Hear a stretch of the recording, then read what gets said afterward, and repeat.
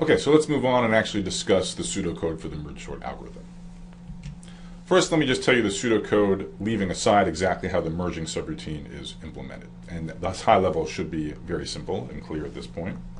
So there's going to be two recursive calls, and then there's going to be a merging step. Now, I owe you a few comments because I'm being a little sloppy. Again, as I promised, this isn't something you would directly translate into code, although it's pretty close. But so what are a couple of the ways that I'm being sloppy?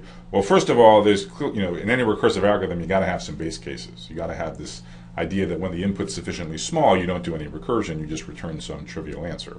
So in the sorting problem, the base case would be if you're handed an array that has either 0 or 1 elements, well, it's already sorted, there's nothing to do, so you just return it without any recursion. Okay, so to be clear, I haven't written down the base cases, although of course you would if you were actually implementing merge sort. So let me make a note of that. A couple other things I'm ignoring. I'm ignoring what to do if the array has odd length. So if it has, say, 9 elements, obviously you have to somehow break that into 5 and 4 or 4 and 5. So you would do that just in either way, and that would be fine. And then secondly, I'm ignoring the details of what it really means to sort of recursively sort. So for example, I'm not discussing exactly how you would pass these subarrays onto the recursive calls. That's something that really would depend somewhat on the programming language. So that's exactly what I want to avoid. I really want to talk about the concepts which transcend any particular programming language implementation. So that's why I'm going to describe algorithms at this level. Okay. All right, so the hard part, relatively speaking then, is how do you implement the merge step? The recursive calls have done their work. We have these two sorted subarrays of half the numbers, the left half and the right half. How do we combine them into one? And in English, I already told you on the last slide, the idea is you just populate the output array in sorted order by traversing pointers or just traversing through the two sorted subarrays in parallel. So let's look at that in some more detail. Okay, so here is the pseudocode for the merge step. So let me begin by introducing some names for the characters in what we're about to discuss. So let's use C to denote the output array. So this is what we're supposed to spit out with the numbers in sorted order.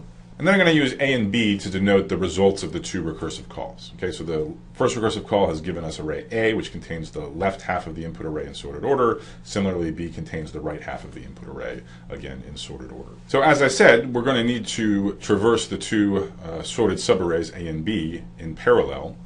So I'm going to introduce a counter, I, to traverse through A, J to traverse through B. I and J will both be initialized to 1 to be at the beginning of their respective arrays. And now we're going to do a single pass through the output array, populating it in increasing order, always taking the smallest from the union of the two sorted subarrays. And if there's one idea in this merge step, it's just the realization that the minimum element that you haven't yet looked at in A and B has to be at the front of one of the two lists. Right? So for example, at the very beginning of the algorithm, where is the minimum element overall? Well, whichever of the two arrays it lands in, A or B, it has to be the smallest one there. Okay, so the smallest element overall is either the smallest element in A or it's the smallest element in B. So you just check both places. The smaller one's the smallest, you copy it over, and you repeat, and that's it. So the purpose of K is just to traverse the output array from left to right. That's the order we're going to populate it. We're currently looking at position I in the first array and position J in the second array. So that's how far we've gotten, how deeply we've probed into both of those two arrays. We look at which one has the current smallest, and we copy the smallest one over. Okay, so if the entry in the ith position of A is smaller, we copy that one over. Of course, we have to increment I. We probe one deeper into the list A, and symmetrically for the case where the current position in B has the smaller element. Now again, I'm being a little bit sloppy so that we can focus on the forest and not sort of and not get bogged down with the trees. I'm ignoring some end cases. So if you really wanted to implement this, you'd have to add a little bit to keep track of when you fall off either A or B. Okay, so you'd have additional checks for when I or J reaches the end of the array, at which point you'd copy over all the remaining elements into C.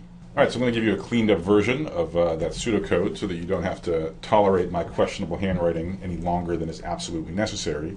This again is just the same thing that we wrote on the last slide. Okay, the pseudocode for the merge step. Now, so that's the merge sort algorithm. Now let's get to the meaty part of this lecture, which is, okay, so merge sort produces a sorted array. What makes it, if anything, better than much simpler non-divide and conquer algorithms like, say, insertion sort? In other words, what is the running time of the merge sort algorithm? Now, I'm not going to give you a completely precise definition of what I mean by running time, and there's good reason for that, as we'll discuss shortly. But intuitively, you should think of the running time of an algorithm. You should imagine that you're just running the algorithm in a debugger. Okay? And every time you press enter, you advance one line in the program through the debugger, and then basically the running time is just the number of operations executed, the number of lines of code executed. So the question is how many times do you have to hit enter on your debugger before the program finally terminates. So we're interested in how many such lines of code get executed for merge sort when the input array has n numbers. Okay, so that's a fairly complicated question. So let's start with a more modest goal. Rather than thinking about the number of operations executed by merge sort, which is this crazy recursive algorithm which is calling itself over and over and over again, let's just think about how many operations are going to get executed when we do a single merge of two sorted subarrays. That seems like it should be an easier place to start. So let me remind you the pseudocode of the merge subroutine. Here it is. So let's just go and count up how many operations are going to get used. So there's the initialization step. So let's say that I'm going to charge us one operation for each of these two initializations. So let's call this two operations to set I equal 1 and j equal 1. Then we have this for loop. So clearly the for loop executes a total number of n times. So in each of these n iterations of this for loop, how many instructions get executed? Well, we have one here. We have a comparison. So we compare AI to bj. And either way the comparison comes up, we then do two more operations. We do an assignment here or here, and then we do an increment of the relevant variable, either here or here. So that's going to be 3 operations per iteration. And then maybe I'll also say that in order to increment k, we're going to call it a 4th iteration. Okay, so for each of these n iterations of the for loop, we're going to do 4 operations. All right.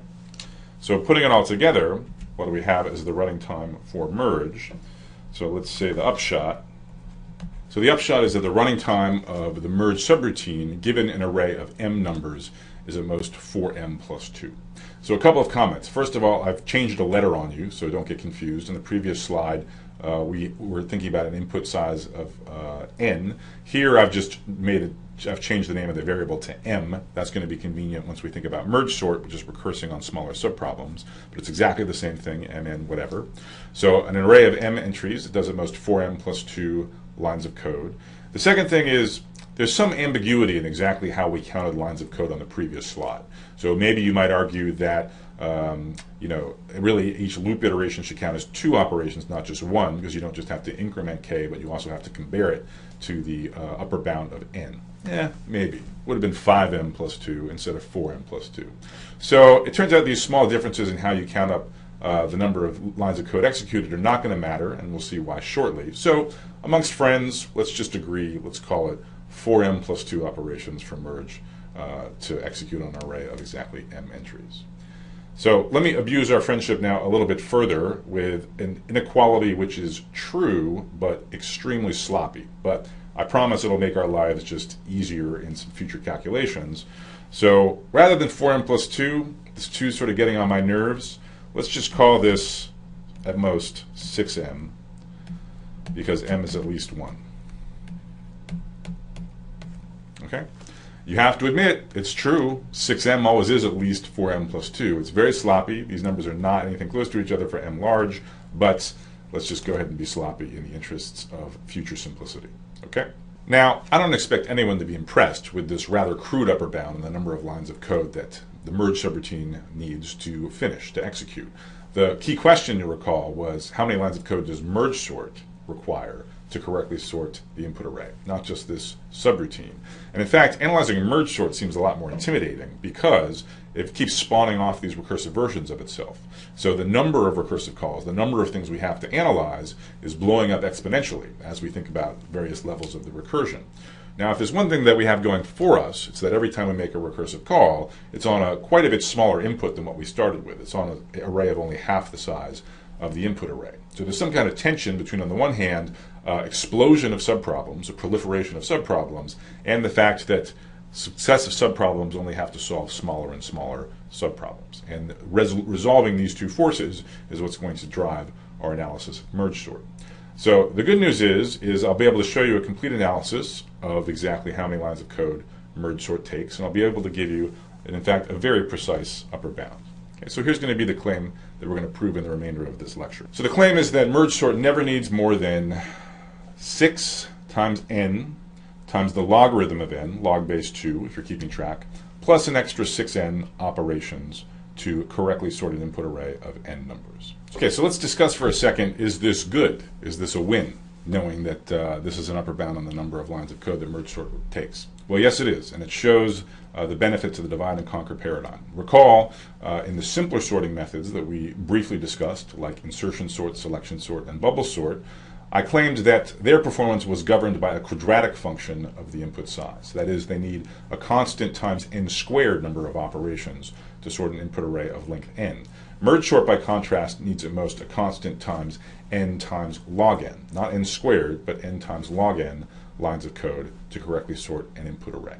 So to get a feel for what kind of win this is, let me just remind you, for those of you that are rusty or for whatever reason have lived in fear of the logarithm, just exactly what the logarithm is. Okay? So the way to think about the logarithm is as follows. So you have the x-axis, or you have n, which is going from 1 up to infinity.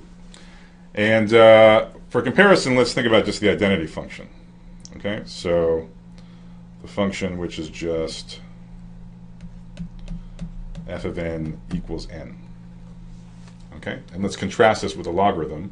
So what is the logarithm? Well, for our purposes, we can just think of the logarithm as follows. Okay, so the log of n, log base 2 of n, is you type the number n into your calculator. Okay, then you hit divide by 2, and then you keep repeating dividing by 2. And you count how many times you divide by 2 until you get a number that drops below 1. Okay?